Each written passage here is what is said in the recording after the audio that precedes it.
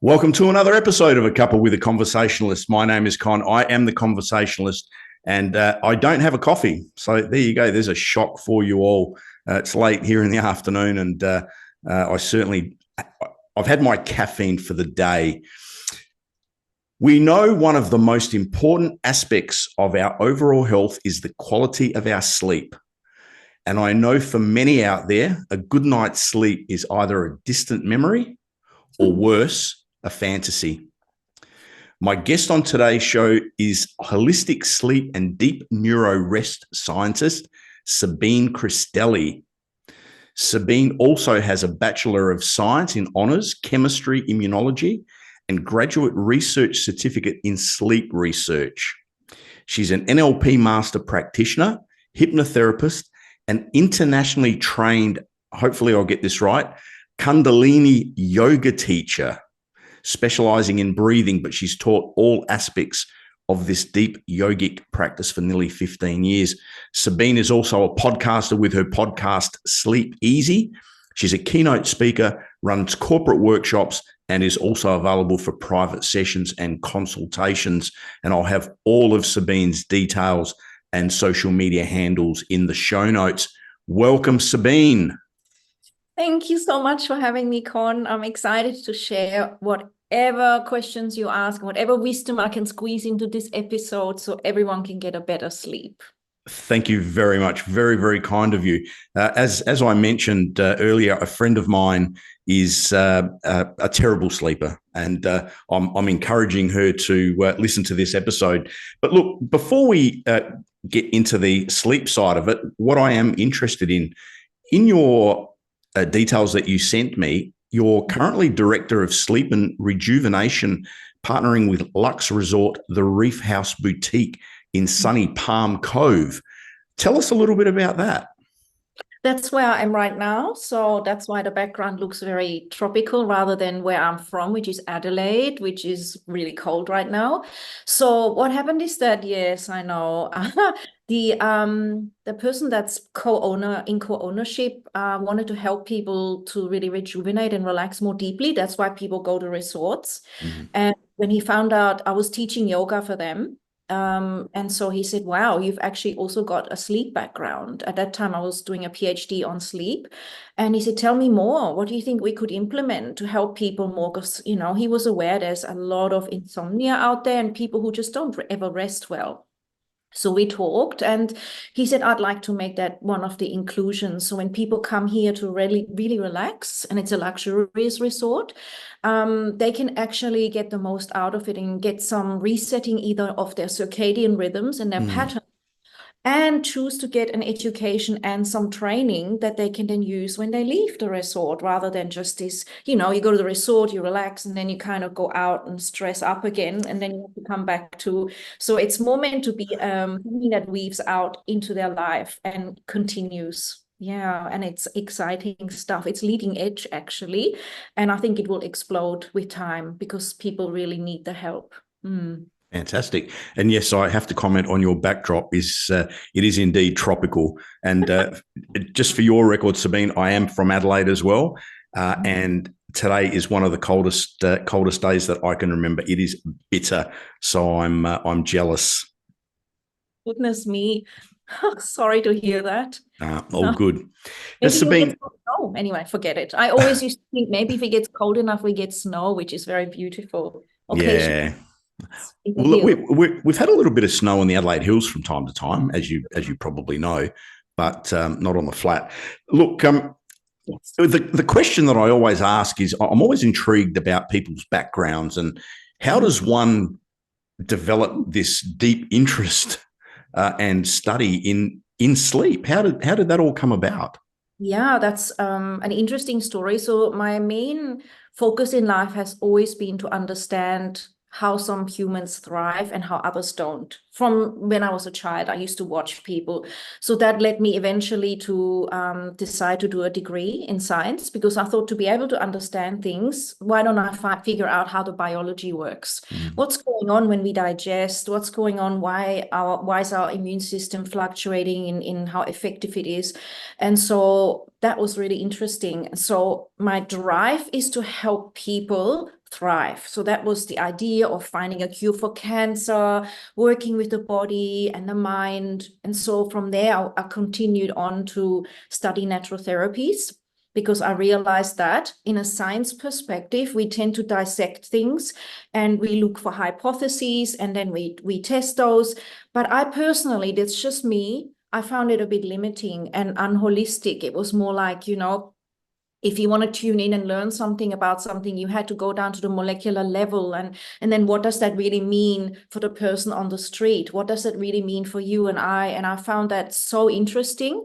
But I'm a very practical person. I like to be able to relay things to people and to actually explore it. And as you might know, when we do research in science, some of that is done on animal models, some of it is done in a test tube, and some of it is done more on men or women.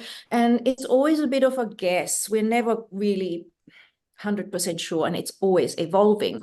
So when I then continued to find answers, I went to study yoga and realized that when I relax, I'm optimized.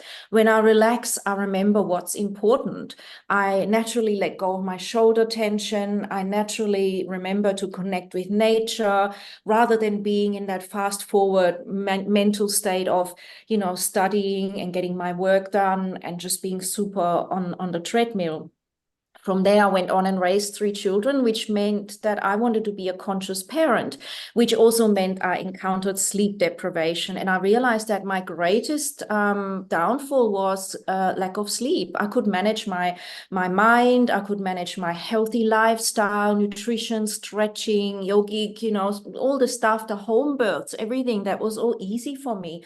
But I realized the less I got sleep, the more I started to wonder, who am I here? I'm just feeling really almost like my mood changed to more depressive. I was obviously having an issue with perhaps expressing myself the way I wanted to. I didn't feel as creative. I didn't have as much energy to climb the trees with the kids.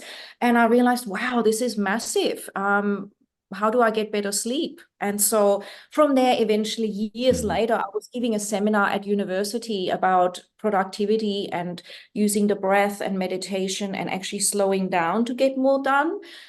There was a sleep lab in that university, and I thought, how about we study how to get sleep onset and duration maintained longer, how to get better quality to relax, because my theory was straight away, it's people are too wired to be able to get good sleep. So long story short, there was a professor there that said, hey, let's do it, just enroll. And I thought, wow, I haven't been to uni in like 20 years. Let me go back. And that was a big learning curve, but it's good for the brain. And I did that whole thing, went right back to science and and did all that research. And of course, when you're a scientist, you study everything, not just your own. Start to, as a PhD student, go into the whole spectrum of sleep.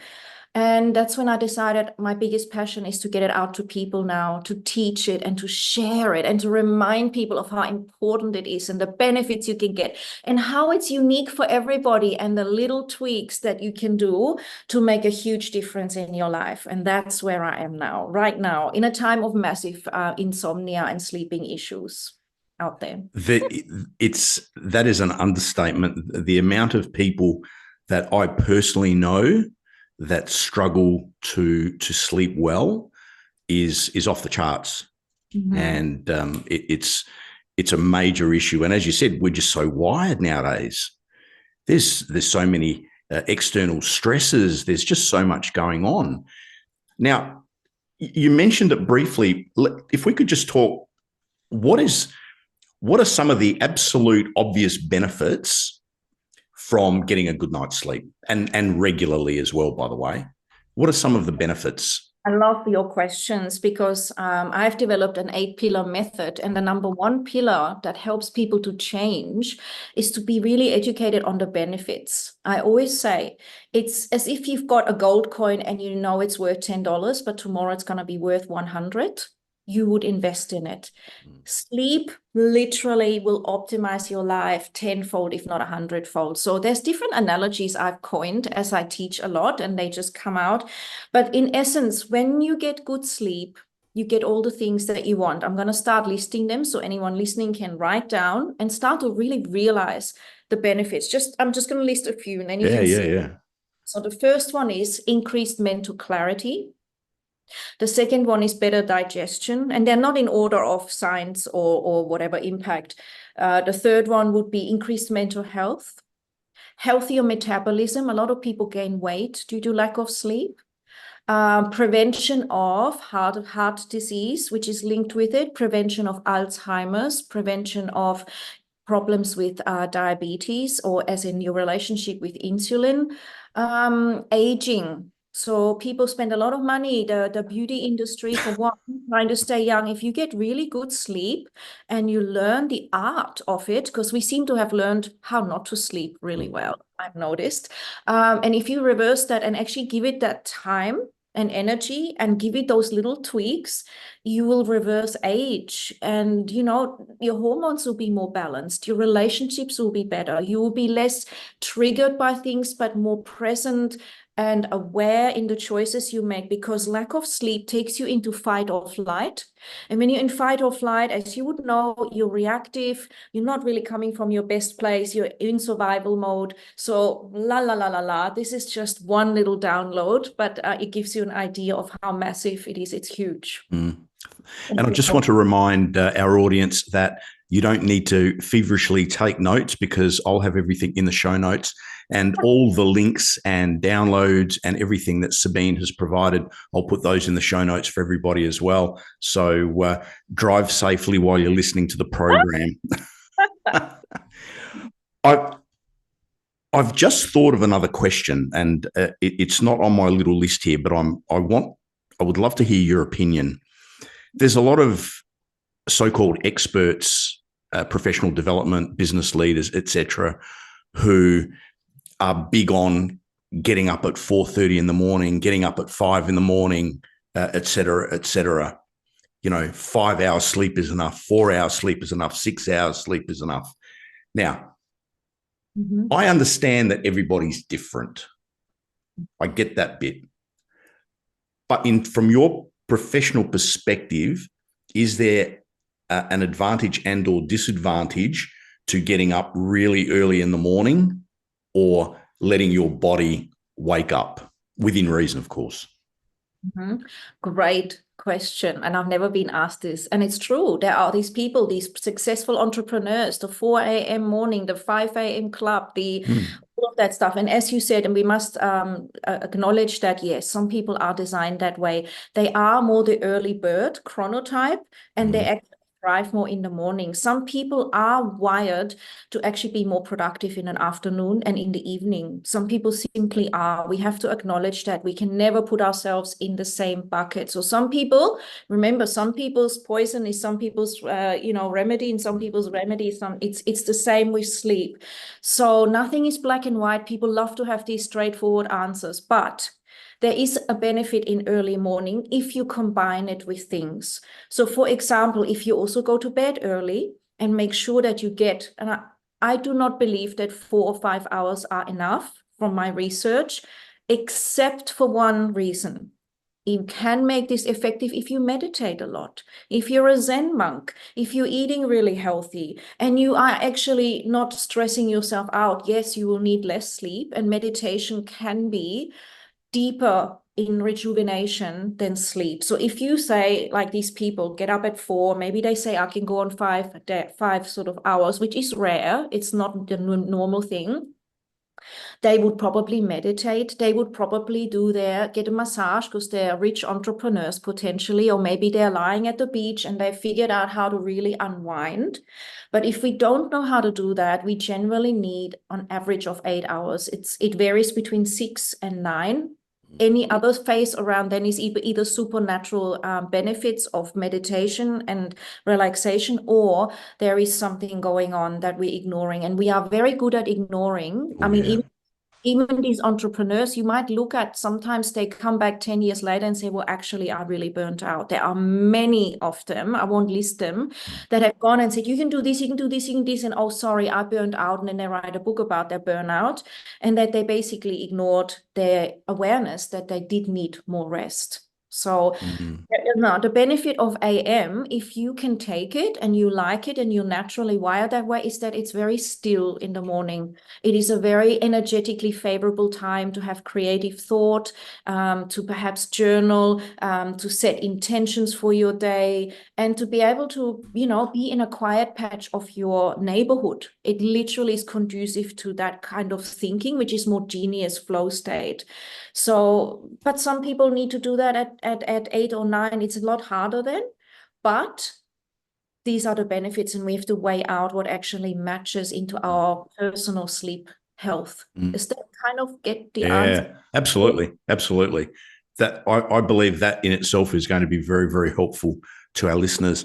The reality is that as entrepreneurs and business people, or managers, leaders, there's always this perceived pressure that we put on ourselves because we're not getting up at 4:30 in the morning or 5 in the morning. And for me, I get up at 7, and I'm happy with that. I get up at 7 and I do my routine. I do what I need to do, and that's a productive day for me. I just, getting up at 4 in the morning just doesn't cut it for me. So that was a really, really helpful response. Thank you. It's fair to say that poor sleep can be as a result of both physiological but also psychological aspects, and or potentially a combination of both? Yes. Yeah. You Okay. want me to get into it? So yeah, just tell us a little bit about either. So again, that's a nice question. I haven't had that phrased in such a beautiful way. So physiologically, if your body is in pain or you're uncomfortable, or for example, your room is really hot or the temperature isn't cool, we are actually generally sleeping better in cooler rooms. Again, there's exceptions.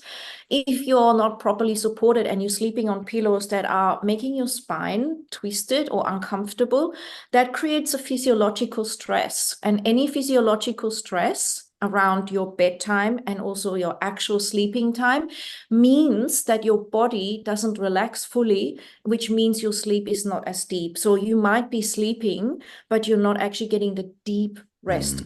So we can study that when we look at the brain waves and how deep the body goes. So just like alcohol will suppress deep sleep, so does any sort of stress or physical or physiological tension. And it could be mouth breathing, right? Because that's also not safe. The body doesn't feel safe, and there could be a stress response. It could be shoulder tension that you are having all night and you're crashing into bed because you're super exhausted, but that actual quality of the sleep you could be getting if you unwound beforehand is not, you're not receiving it. And now the other question, that's the physiology. Now you're also saying the psychology, yes? So do you want to say anything, or shall I go into the next bit? No. Just please. Okay. You're the Yeah. expert. I love the exchange as well. Like that. Yeah. So psychologically is huge. And that's where one of my pillars is about what has been your childhood when it comes to sleep, your relationship with your bedroom, your relationship with your capacity to sleep. I meet a lot of people that say, I've never slept well. And I'm like, wow, that's really interesting. So what happened and when did it start? Because no matter what you do, if you have a psychological kind of experience that's still in the back of your mind, in the unconscious, which is where that sits, this will never let you really relax in bed properly. And that's where the psychology has a big impact. Also, if you feel like your partner has dominated the bedroom with their decoration style or the bed sheets or anything like that, you are not really enjoying your bedroom the way is ideal. And some people do decide to have separate bedrooms, and they meet each other when they want, and it probably saves a whole marriage because they have different requirements for feeling good in their bedroom.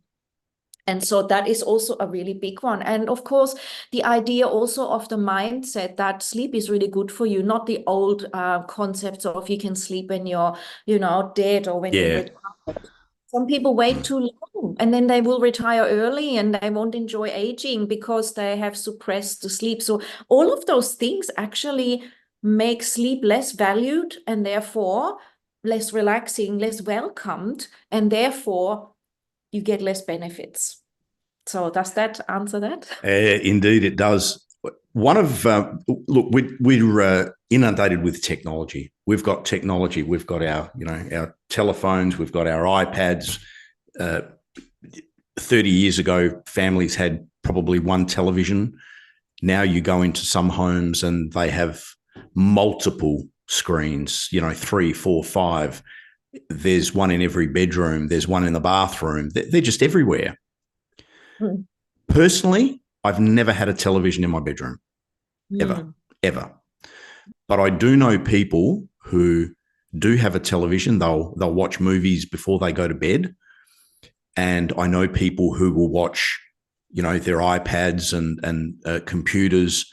They'll watch a program under the guise of relaxing, just to settle down before they go off to sleep. Tell us about that. That's a very common one, and people don't like to hear what I have to say. I know. Right? They also don't want to hear a few other things. But yes, sometimes it's more like, look, choose your thing. If you really love the TV and you do everything else well, we can find a way to tweak it. For example, if you do need to watch TV, find out if you can replace that with a good book or make it shorter, or check in what is it that you're watching, and could you instead do some breathing and connect with your partner. Even sometimes I say, look, you guys are watching TV together. Do you think that when you're on your deathbed, you're going to go, yay, I wish I did more of that? Or are you going to say, wow, well, we could have explored meditation or massaging each other's hands or feet, or our own hands and feet, or pressure point release, so that we can sleep better and connect with our inner dimension, rather than watching that and then the news comes on and all the other things, or Netflix is addictive. It's designed that way to keep you going. And then you end up going, oh man, I was up until 2 and it was so excited, and you kind of bond with people over it. But what is the price you're paying for that? So I always ask people to evaluate, how often do you do it? What is the price you pay for it? Are you feeling that it's an addiction, and do you want to lose it? Do you want to replace it? And some people are open to that, and they say, wow, actually, we've done that for 30 years or 20 years or 10 years. We realize it's not helping with sleep, because what happens is, when you watch TV and then you just fall asleep during something or afterwards, you haven't given your mind any chance to unwind. Unless you're watching, even David Attenborough will be very emotional. It'll be all about, what's happening, and it's cute. But if it's exciting, if it's working your mind, if it's potentially creating a form of worry or concern, it is not the healthiest way to go to sleep, because the brain has to keep processing it. And while you're sleeping there, you might process it and you have dreams about it, the movie, whatever you're watching. And rather than processing your actual life and finding solutions to problems, and maybe finding other ways to be a parent or a business person or just a human, your brain is overflowing with all this information, like I said, the news or the Netflix or whatever you're into. And so you're not actually your highest potential. You're actually using your brain, or your, what is it called, your energy and your attention on all the external things, which we're not designed to actually all be able to cope with. We're not designed to cope with 20 problems. And then the sleep is shallow. This is the important part. The sleep is not as deep. So people will say, yes, it's my routine and I'm falling asleep. But the sleep is not as quality as it would be if you breathed or had a shower before bed, or perhaps wrote down things you're grateful for, or perhaps, did some other form of relaxation, a bit of gentle Tai Chi or body stretches.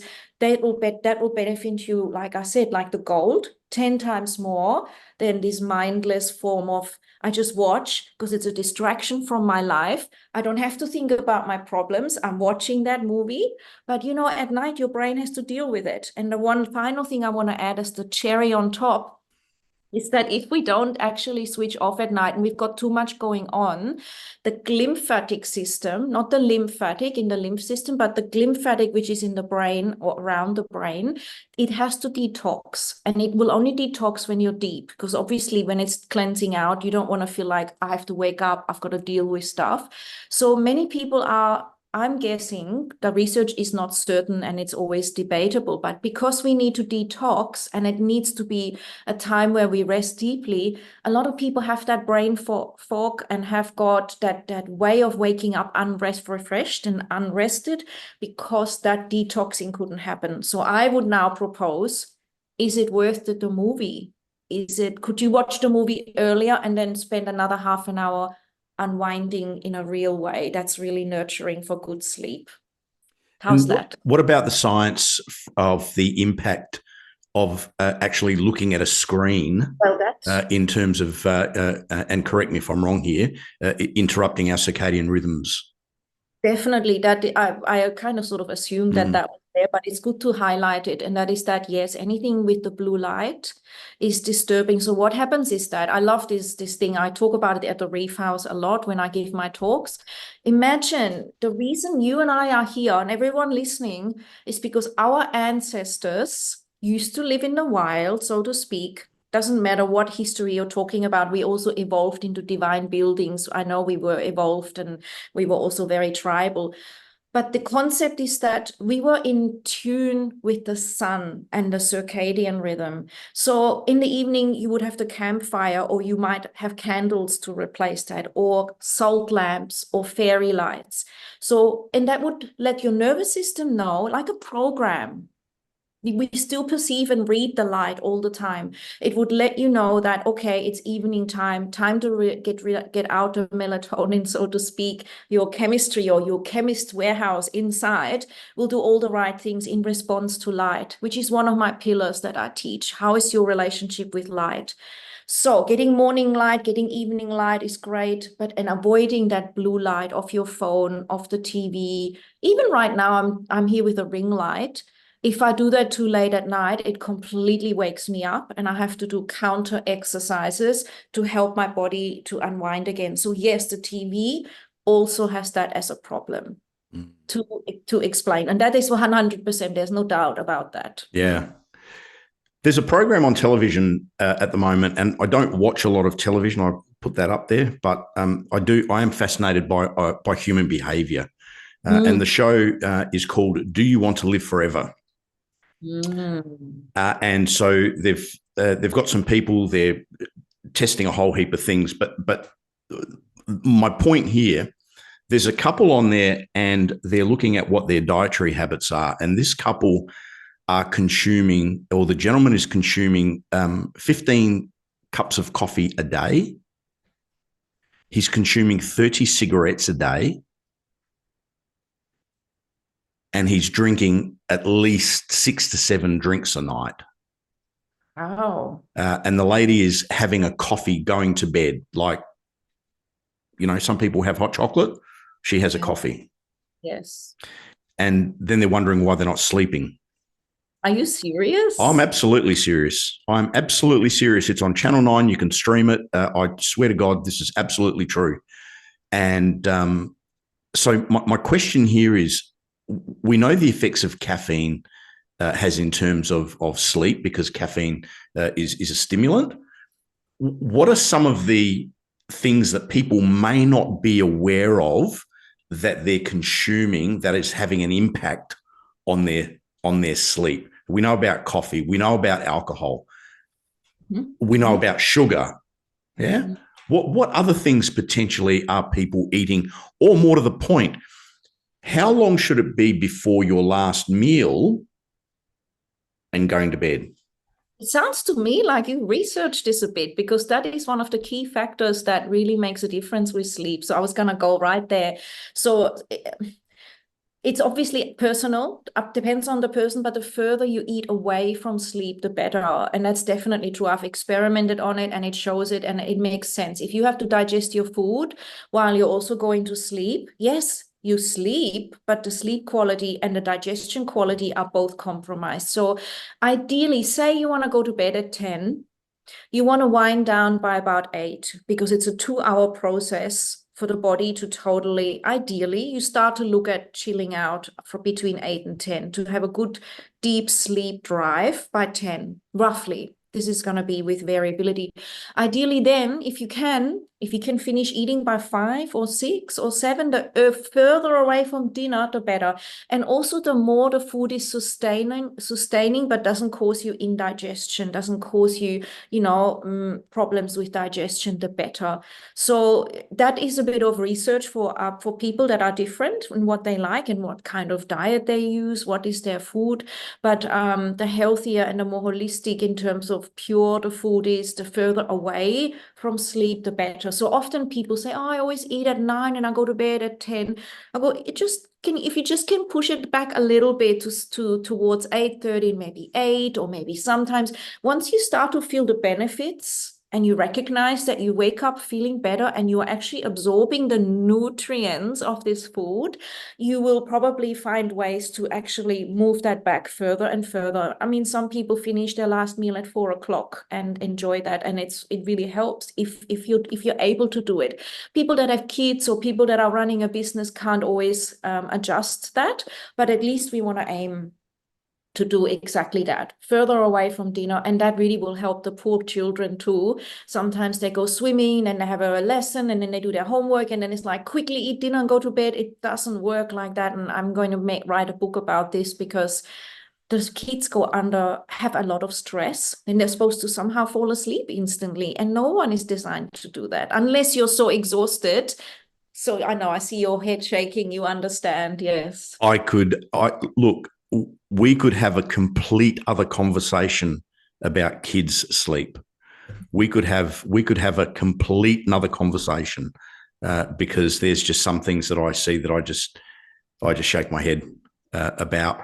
But we won't go there for now.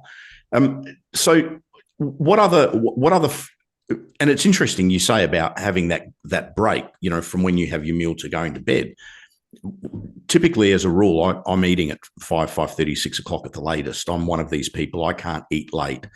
And it just astounds me how you go out for dinner with friends and they'll go, oh, we've booked for 8:30. I'm thinking, 8:30?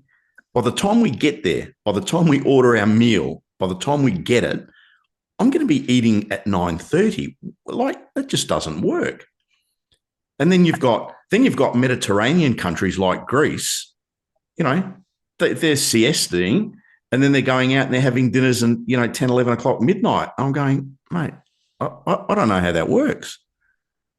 Yes, I was going to say that exactly that in the Middle East as well, but they have the siestas and they have different sleeping patterns and they have two waves of relaxation. So they have a totally different lifestyle than what we have. So that's why there's always an adaptation. Us humans are pretty incredible. Now, you found your groove because you also shared that you sleep well. You found your groove, and this is generally what works for most humans.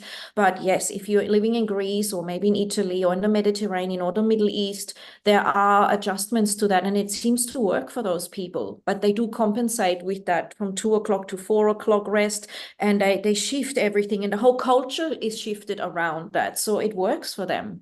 Yeah, absolutely. Culture, business, everything is shaped around that concept of the siesta. Not for too much longer. We touched on about eating and when we should have our last meal. If you could just maybe touch on a couple of things other than alcohol, coffee, and so on. Other things that we shouldn't perhaps eat before we go to bed. Are there any others in there that are red flags that people may not necessarily be aware of? Again, I would say just to make sure everyone does trust their own, everyone's digestive system is unique in their lifestyle. And also, some people can drink coffee and sleep and other people would never even close their eyes. So I have this respect for individuality and their own exploration. But as you said, a lot of high sugar, a lot of high carbs, they generally just wire the body up. And then what happens is, interestingly enough, if we don't exercise after we've eaten, the body will go, oh, hello, we're going to put that down as fat. And we're not getting good sleep anyway. A way of compensating for lack of sleep is to crave sweets and sugary and fatty foods so that you have energy to run away from the saber-toothed tiger. It's just an adaptation. So if you're noticing that you're craving a lot of sweets at 10 o'clock or the Mars bar or the ice cream or the crackers or the chips, notice that and realize this is a symptom of not getting good rest and possibly also not having ideal nutrition, of course. Mm. And so the body will naturally find a way so that you can run away from a threat. So this is really biological and it'll be a strong drive.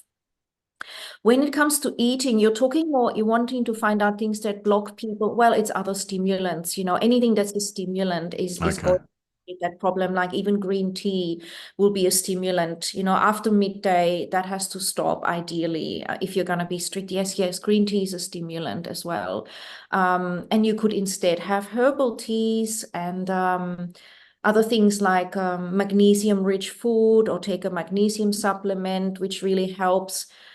This is one of the big things that I remind people of. Most people don't realize that we are mostly magnesium depleted, and there are over 600 biological functions linked with magnesium that has to be part of the reaction or the metabolism for that to occur. So a lot of people just taking magnesium, having an Epsom salt foot bath will really help them to relax and can be part of a sleeping pattern. So as much as the food situation is complex, I prefer to add things in that people can implement to help them relax and also program them to relax into sleep. And once they get to sleep, you'll have different food alignment as well. You'll end up wanting to eat different foods. You'll naturally won't be so tempted with sugary, quick fix, fatty food. So, and also you won't put on fat as a survival mechanism. So it's very, very complex, but also in another way, very simple.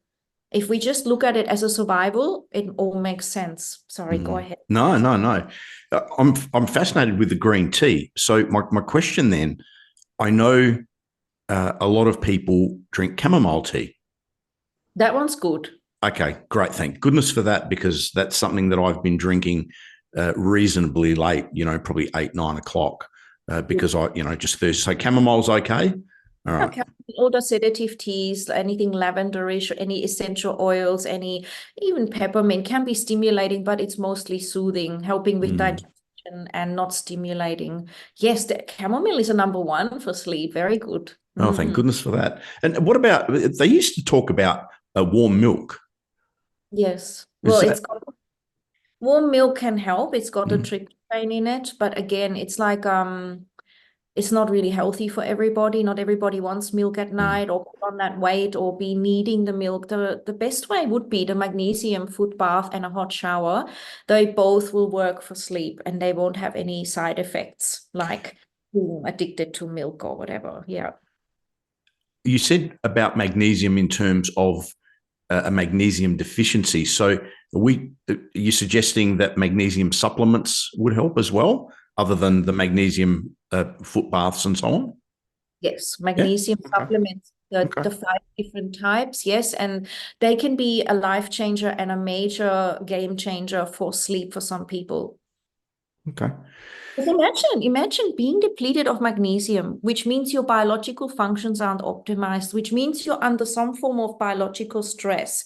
And of course, the lack of magnesium doesn't allow your nervous system to wind down as much. You might end up having restless leg and other pain problems. Period pain even will be benefiting from having more magnesium.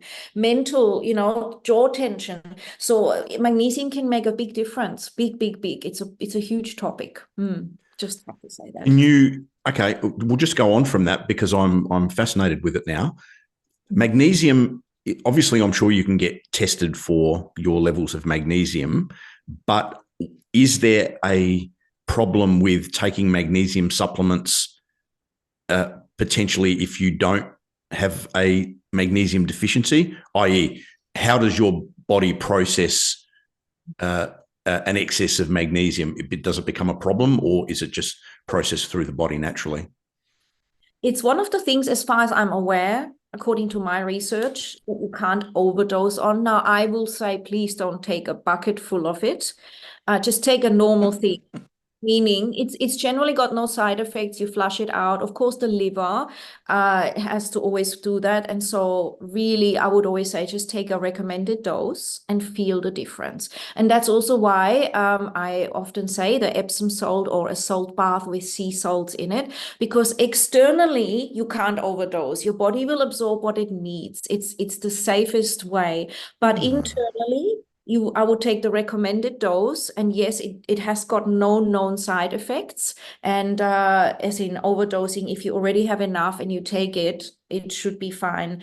But I'm not an expert on knowing what your body does with it, because when I take magnesium orally, I don't get the same benefits as when I have it externally. My body prefers it externally a lot, much different. So it's worth trying both and seeing how you go. Okay. And for the listeners and viewers, none of this is specific medical advice. Please refer to your particular circumstances, and if in doubt, refer to your doctor or your health practitioner. What do you see as, I guess, maybe the list? Give me the three main causes that you see of poor sleep. Causes or Yeah. outcomes? Causes. So what is preventing people, the three main ones that you see? Yes, the main ones are, the biggest one is that overarches everything is not winding down. Just doing what you're doing and then hitting the pillow. The other one is a lot of wine drinking or stimulants during the day that have simply wired up the person, which is just the nervous system is not ready.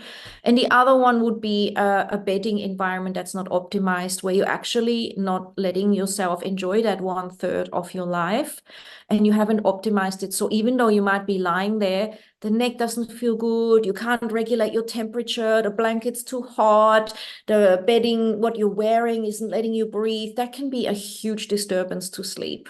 Yeah. Noise, sound, anything to do with how you sleep. It's like a torture. There is one more. Can I just add that one? It's not really much a cause, but it's the most common thing I hear from people. And that is that people wake up at night and then they toss and turn instead of doing the things they can do to remedy that. So if you toss and turn at night, then you're going to have a bad sleep. And that can be actually causing you to have horrible anxiety around sleep. So that anxiety then exacerbates bad sleep. But if you learn how to deal with that wake up, and how to go back to sleep quickly and effectively, that trauma response to waking up and tossing and turning for 2.5 hours or whatever it is for people can be alleviated. And that is a huge thing I teach people, because it seems that 80% of the people I work with, they can fall asleep, but they wake up and then they absolutely suffer. So yeah. And then that causes 22. That's why I'm weaving it into that question of yours. It would be remiss of me if I didn't ask, and I understand perhaps if you don't. Can you give us a couple of helpful tips for those people that do wake up and toss and turn to help them get back to sleep?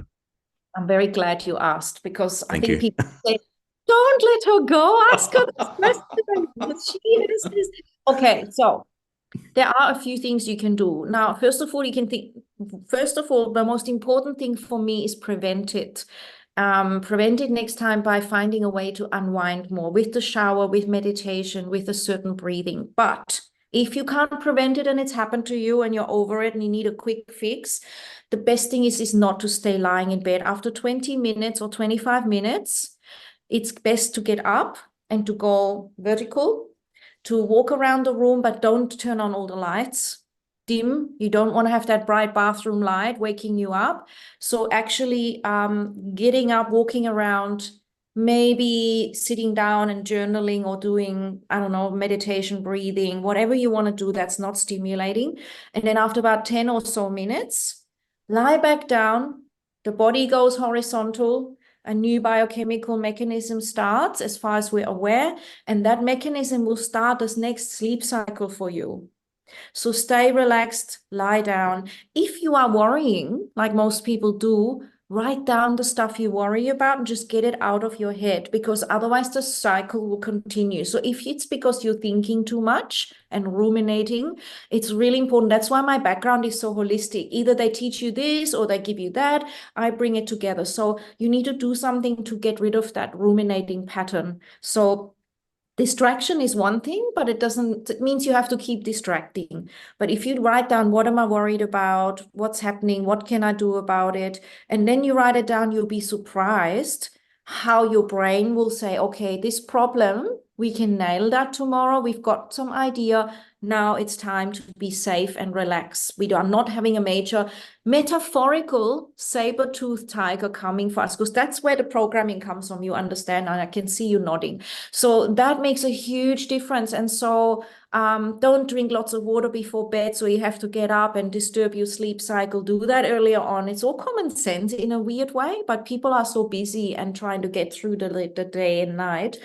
And otherwise, a breathing practice can help. If you're lying down, this is a great tip, and you can't go back to sleep. You block the right nostril and breathe through the left. Unless it's blocked, then of course you can't. But breathing through your left will help you to calm down. And if you make the exhale longer than your inhale, it's a stress release breath. So this is how you work your neurology through breath work now. So it is something to play with. It could have you going back to sleep very quickly. I've tried it on so many people now, even in class, sitting up, they're almost falling asleep instantly. So blocking the right, breathing through the left, which activates your right brain hemisphere, making that inhale through the nose, exhaling through the nose really slowly. The slower, the better. And notice that slow exhale. The nervous system will then be overridden to believe that it's relaxed. It's okay to go to sleep. And it will send in all the biochemistry, the relaxation, and you will be able to go back to sleep again. Wow. Good stuff. Really good. We have got everything we need. We're the most amazing human. We are indeed. I can hear people out in the audience. Sabine, you don't understand. I've got kids, I've got work, I've got a business, I've got this.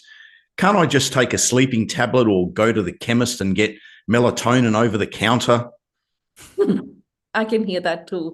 Number one, melatonin, awesome, helps you with sleep onset. You can do that if you want to, but apparently, if you use it externally, your body stops making it. They found this is the latest science. So the more you use it, it's a bit like if you don't use it, you lose it. So you use the melatonin, and it can be a temporary help to reset your circadian rhythm, to maybe get out of a traumatic sleeping pattern. But the more you do it, the more you block the body from thinking it needs to do it, according to the current research, which could change its mind. Sleeping pills, totally nightmare. Like, I have written huge articles on that as part of my study. And sleeping pills are meant to be, again, maximum 1 week. In an emergency, say you've gone through trauma of a death, moving house, nightmare, something to help you to get some sleep. But every time you take sleeping pills, your sleep quality is reduced. You don't wake up refreshed. You could get addicted. You've got side effects. It's just totally like red flag city. If you can avoid it, please, please do. They're meant to be emergency measures. It's even written that way in the medical field, just like antidepressants. I was really shocked when I did this research that it's actually stated in the books that even antidepressants are meant to be taken for no longer than 6 weeks and meant to be a temporary support. So I understand people have kids and they're busy, but even so, I would say, and they have a business, but I would say, especially if you have kids, especially if you have a business, spend half an hour here, 5 minutes there, and reset your nervous system, because you'll be a better parent. You'll make better business decisions. You will not age and have adrenal fatigue and burnout. And your children will learn a new habit of, hang on, it's 8, let's dim the lights, let's do things that relax us, let's look after our body and go with the natural cycle, which we're so removed from. And you will find your whole environment will shift and you'll be more productive. you'll be much more productive. So whatever you're using up on practicing on the art of sleep and relaxation, you will get back tenfold minimum, because you make less mistakes, you get less sick, you have to pay less doctor bill, you have to be blah, blah, blah, blah. Everything, your genius flow state can open up. And that's why I'm so convinced, confident, and passionate that everything you spend on working on the gift of sleep, you will get back a millionfold, literally. Yeah, really, really. So, yes. Wow. Sabine, as I said earlier, I could talk to you for a lot longer. And kids is certainly something that I'd love to have a chat about in another time. But for now, I just want to thank you for the absolute gold that you have dropped for our audience. Like we just, but there's just so many people out there that struggle with sleep, and as a consequence, it has an impact on pretty much every other area of their life. And the reliance on medications and melatonin, and that was something that I wasn't aware of. You keep taking it and your body stops producing it, is something that I certainly wasn't aware of. And so there's just, the benefits are just ridiculous. Again, I just want to thank you so much for sharing your knowledge, your wisdom, your expertise with our audience.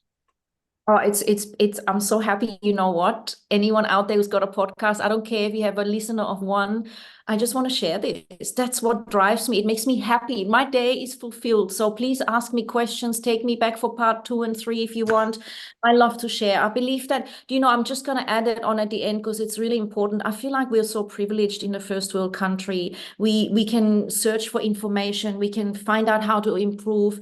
I feel it's our gift to be able to share information and not to keep it, and to be able to share it so everyone, including all these teenagers out there and children and parents that are struggling, everyone actually can benefit from all our knowledge, and not to even monetize it unless some of it is paid for. But I feel it makes me feel so good. So thank you, Con, for having me on your amazing podcast. And I really am grateful myself to just... Thank you. Thank you so much. And I love what you said about, if it helps one person. And I say this very often to many of my guests. I don't have an audience of tens of thousands, and I don't profess to, but my attitude is this: if one person listens to an episode and it can somehow benefit their lives, then my job's done. And so I concur exactly what you said, Sabine, and I really appreciate it. My name is Con. I am the conversationalist. My guest today has been sleep expert Sabine Christelli. Until next time, my name's Con. Bye for now.